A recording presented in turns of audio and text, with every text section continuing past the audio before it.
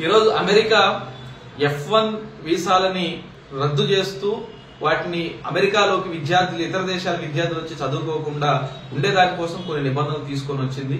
దీని వలన ప్రధానంగా ఈరోజు ప్రపంచ దేశాలకి ప్రధానంగా భారతీయులకి అమెరికా ఇస్తున్న సందేశం ఏమిటి అన్నప్పుడు అమెరికా దేశం ఈ ప్రపంచంలో తమ జాతీయ అహంకారాన్ని ప్రదర్శిస్తుంది. ఎందుకు అనంటే ఈరోజు మోడీ కావచ్చు, చరిత్రలో హిట్లర్ కావచ్చు, ఈరోజు ట్రంప్ కావచ్చు, తమ జాతి వారు మాత్రమే అక్కడ ఉండాలి, తమ జాతి వారు మాత్రమే చదువుకోవాలని ఒక జాతీయ అహంకారాన్ని ప్రదర్శిస్తూ ఇతర దేశాల నుంచి విద్యార్థులు ఎవరు రాకుండా అడ్డుకోవడం కోసం ఈ రోజు F1 వీసాను తీసుకొస్తా ఉన్నారు. ఎందుకు అడుగుతున్నాం? చరిత్రను పరిశీలన చేసినప్పుడు ఈ దేశం ప్రధానంగా భారతదేశం నుంచి రష్యాకి పోయి ఎంతో మంది కొత్త విద్య నేర్చుకున్నారు, మెడికల్ విద్య నేర్చుకున్నారు, ఈరోజు జార్జియా పోతా ఉన్నారు.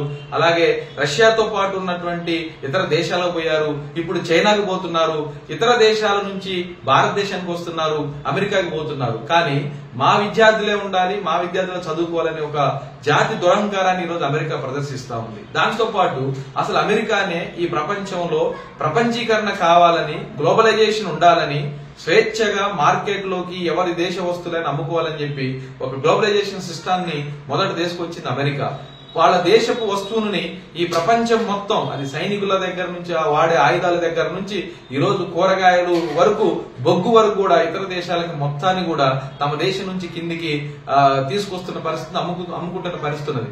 కానీ వాళ్ళ దేశంలోకి మాత్రం ఇతర విద్యార్థులు వచ్చి చదువుకోకూడదు, మా దేశంలోకి ఈ గ్లోబలైజేషన్ అనేది ఉండకూడదని వాళ్ళే చెప్తున్నారు. అంటే ప్రపంచం కుగ్రామం అయిన తర్వాత ప్రపంచీకరణ ఉండాలని, లాభాలు రావాలని చెప్పిన అమెరికానే ఈ రోజు దానికి వ్యతిరేకంగా విద్యార్థుల వీసాను రద్దు చేసే ప్రయత్నం చేస్తా ఉంది, పరిస్థితి ఉంది.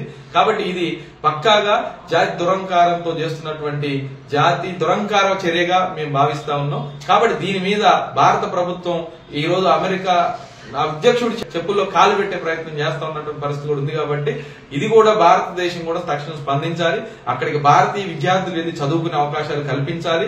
ఇట్లాంటి దాని మీద భారత ప్రభుత్వం అవసరమైతే అమెరికాతో చేసుకున్న కొన్ని ఒప్పందాలను సైతం రద్దు చేసుకుని అయినా సరే ఈ దేశానికి, ఈ దేశ విద్యార్థులకి భవిష్యత్తులో మంచి ఉన్నత విద్య అందేలాగా, ఇతర దేశాల విద్య, ఇతర దేశాల నుంచి వచ్చే నాలెడ్జ్ కూడా అందేలాగా అలాంటి ప్రయత్నం జరగాలని ఈ సందర్భంగా మీకు కోరుతా ఉన్నాం.